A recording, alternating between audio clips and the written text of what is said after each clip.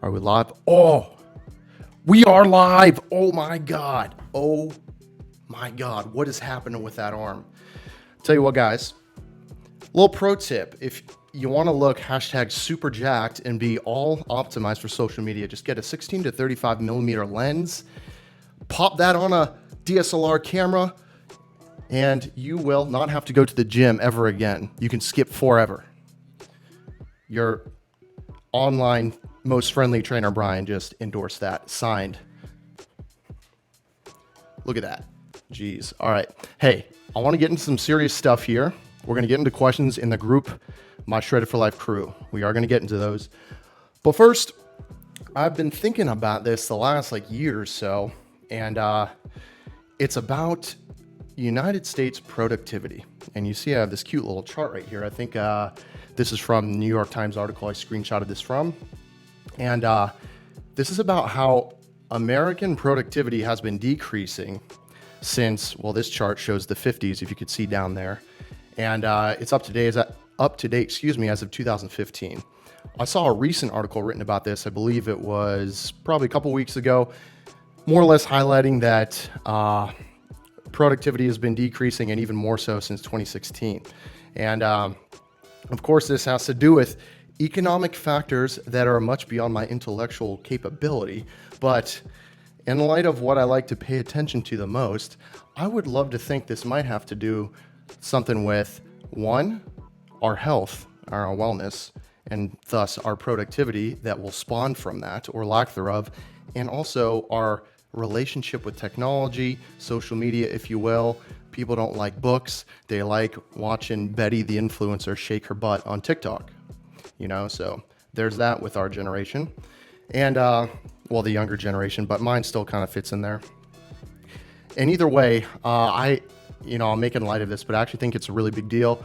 And I think this chart, while it does have to do with world markets in China and many other things, like I said, that are beyond my understanding, I do think this is at least loosely connected to it. The fact that obesity has been rising consistently.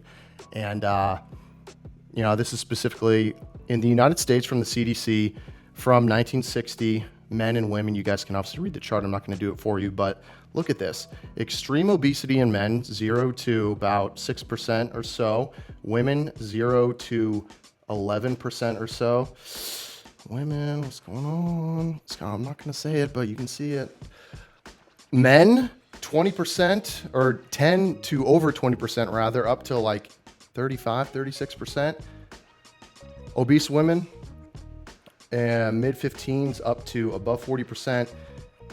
And overweight category is just absolutely horrendous. And I would imagine this is based on body mass index, BMI scale, which is I'm not a big fan of BMI. I think it doesn't take into account lean muscle mass, and I just think it's not a holistic picture. It can potentially paint a frightening picture for someone who's actually in shape.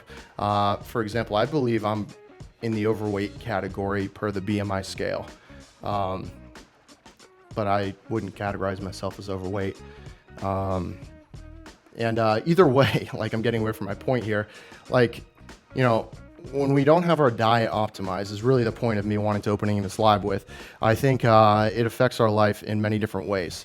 You guys may have heard of Maslow's hierarchy of needs, the needs of a human being, base needs. And I think I kind of liken it to that, is in the foundation, if we're building a home, laying in that concrete, of course we need shelter, we're social creatures. We need some form of social connection, intimacy.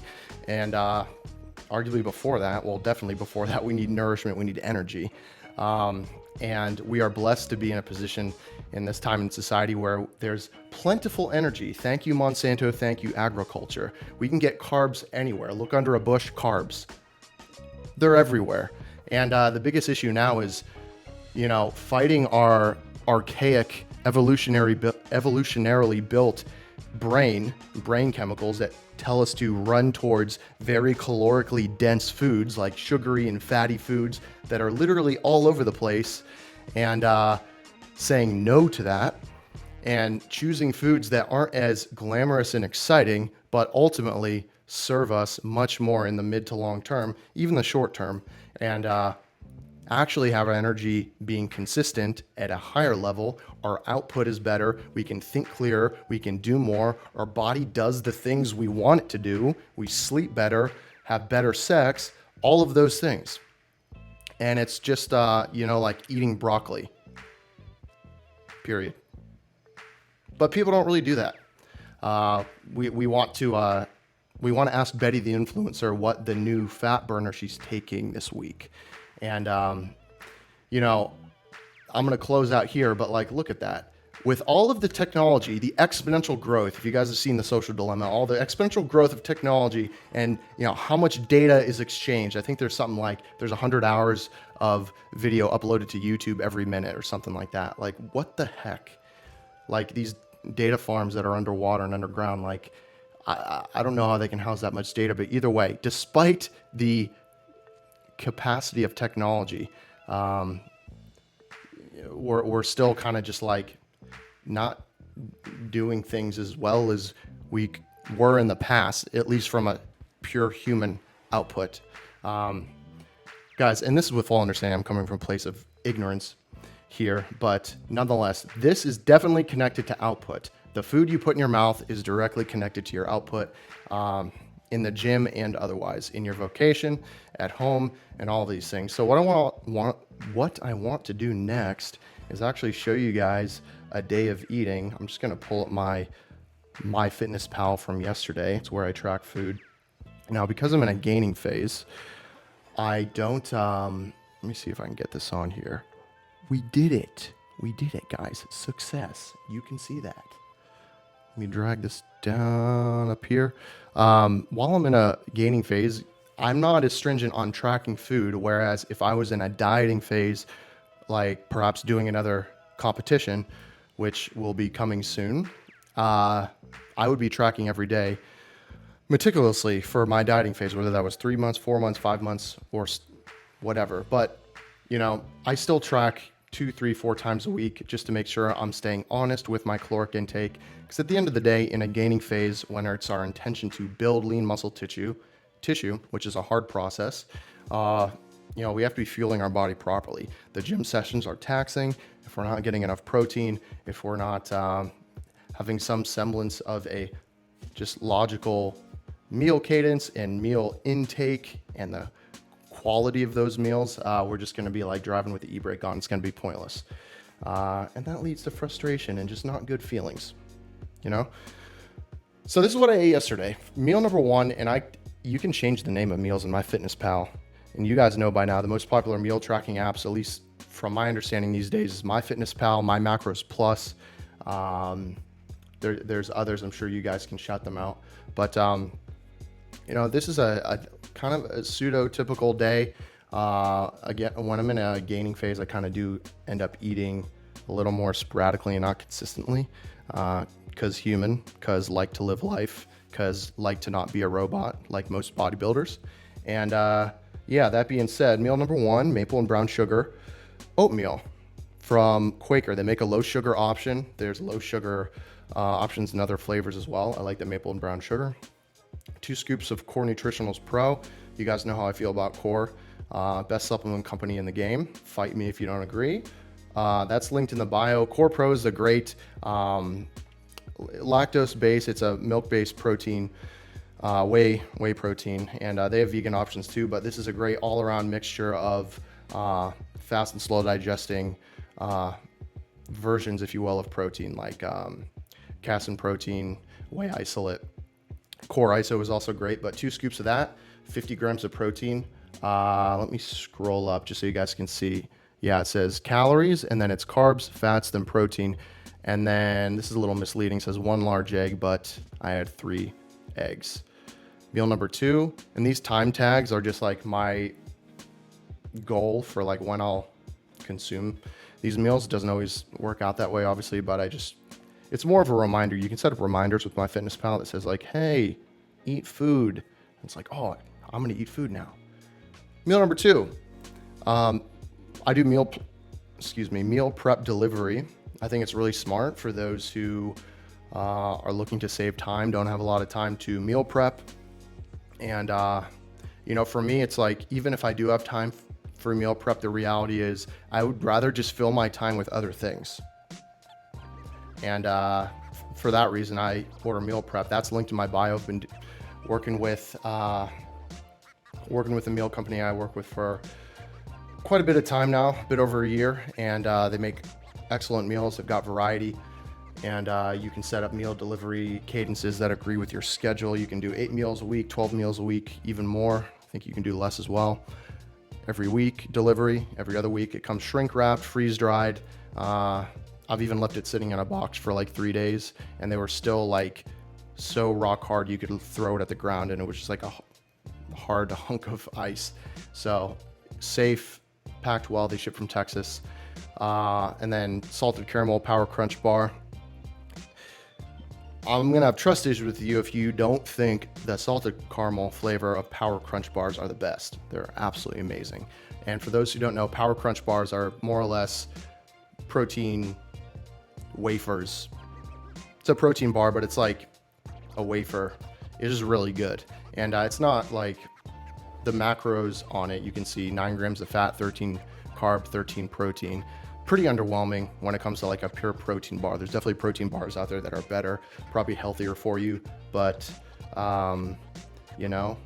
they taste good and within reason, right? I'm not here highlighting these charts to you guys saying like, you now must proceed and be a robot for the rest of your life because you suck and you're not productive. Eat broccoli. That's it. I'm not saying that. I know some of you will love to draw that conclusion, but that's not the case. I'll be quick here because you guys know I love to talk. Next meal prep delivery, ground bison, rice, broccoli, and then a Chick-fil-A cookie. And I love Chick-fil-A cookies. You guys know how I feel about Chick-fil-A. A lot of you guys messaged me about like LBGTQ and Chick-fil-A. And what I have to say to that is they make really good chicken sandwiches. And I like their chicken sandwiches. So they can do whatever they want at their headquarters and in their conversations. Meal number 4, half and half bowl from Waba Girl. Waba Girl is like a Chipotle type place. It's like an Asian inspired restaurant more or less here in Los Angeles. It's a chain, really good, great sauces. I believe they've got integrity around their like sourcing and, of foods, and the macronutrients make sense, which is of course what is most important. And it's not so it's not Mexican inspired, it's Asian. But like you go up rice, you can add veggies, you can add steak, chicken. I added double chicken to my bowl, or I'm sorry, extra meat to my bowl. A half and half bowl is half chicken, half steak. But because gains, I added extra meat, double meat, so full portion chicken, full portion steak. So I just tracked a serving of steak from Chipotle standalone because it seems like the fatty content of the steak is similar. And it's pretty easy to find that Chipotle steak. I know where it is. Search for it. Last meal was popcorn, caramel popcorn. Only the nicest high quality popcorn, guys. I was buying candles. I was at Marshall's, and you know what, Marshall's and like TJ Maxx at the checkout, they hit you when you least expect it with all of those super nice, tasty looking foods and those popcorns. And I saw some caramel popcorn, and I was just like, shit, it says 0 trans fat on here. It's with my best friend, Matt, 0 trans fat. Like, you had to buy it, 0 trans fat. All about that 0 trans fat life. That's a joke completely. It did say it on the label, but like, whatever. It's like candy saying 0 grams of fat. It's like, cool. Great. Either way, this is getting back to actually being serious, which obviously you guys know I'm being very challenged with right now. It's a Sunday, guys. I'm kind of just trying to like chill. I'm doing a little bit of laundry. Me highlighting those charts, me highlighting the foods that I eat. And that's not the only food I eat. I don't repeat days of eating exactly to a T, really rarely ever. If I'm in a competition phase, I will, dieting down. But, these are 4 beliefs that I personally believe, just based on myself, and then also those in the fitness community, if you will, trainers, both in person and online, those fitness minds that I respect and I listen to, I think there are parallels and crossover with these four beliefs.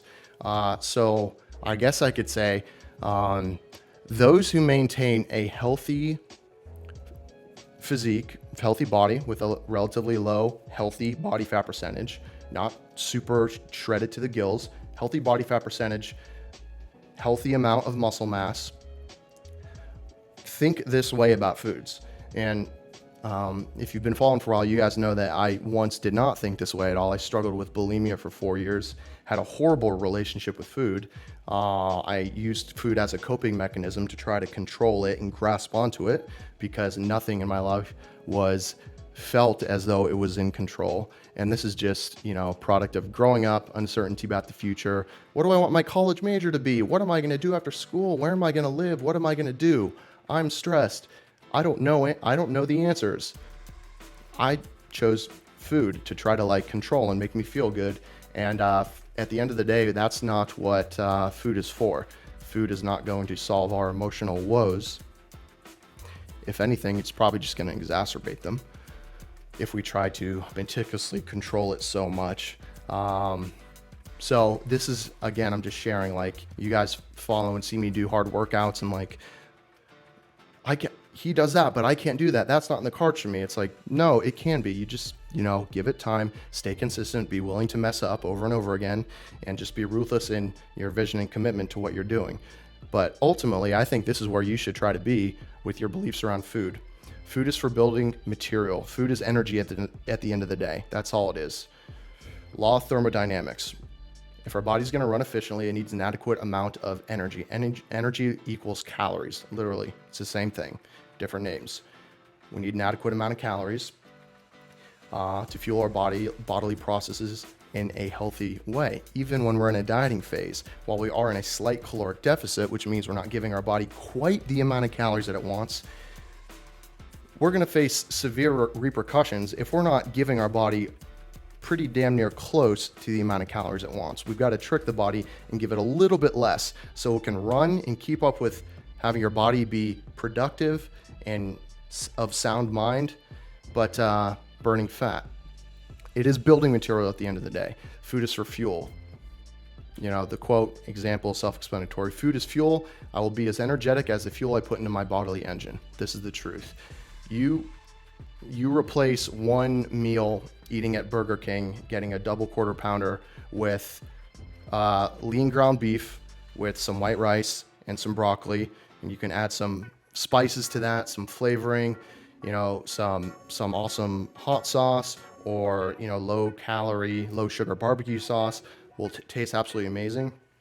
Compare the way you feel 30 minutes to an hour later after you replace that. It will be night and day. You won't need Advil. You won't need another cup of coffee. You won't need, a quarter of life or midlife crisis intervention because you're stressed. It's just eat a bit healthier. Food is for fuel. Food is for nourishment. Nutritious foods contain everything I need for perfect health. Food is for stoking the metabolic fire. When I feed myself nourishing food on a consistent meal schedule, it strokes my metabolic furnace. And, I think people can get carried away with this last one quickly. It's not like it will be complete night and day difference. Because your metabolism, the rate at which you expend calories, how fast you digest food, how fast your engine runs more or less. Just because we space out meals doesn't mean it's going to increase exponentially. Doesn't mean if you go from eating, 2 or 3 meals a day up to 6 meals a day, I'm burning twice the amount of calories because I'm eating smaller meals more frequently. This is not saying that, but just based on expectation and giving your body, a meal cadence that it can rely on and expect to happen, eating consistently more or less, your body's going to function better. It's going to be more of a just well-oiled machine. And and all the things will fall into line with that is what I'm trying to say. Your metabolism, rate of digestion, disbursement of energy throughout the body, things like that. So it just makes more sense to, eat consistent, healthy meals within reason, like those timestamps I showed you in MyFitnessPal, and you'll have much better luck. Hope this makes sense, guys. your productivity is linked to the quality of food that you put in your mouth. And, this is the challenge with America, and I think the rest of the world, is like, understand that it is now a completely different challenge. It's not about the hunter-gatherer phase of humans, where it's like, I don't know the next time I'm gonna have a meal. It's like, hey, if I wanna be the best version of myself that I can be, I've got to regulate the intake of this bountiful resource that's surrounding me everywhere. Calories, simple calories, processed sugars, fats. That's the name of the game, my friends. But you guys are here in Shredded for Life, so I don't need to say that to you guys. Perhaps those on the social medias. Let's get into some questions. Would never happen.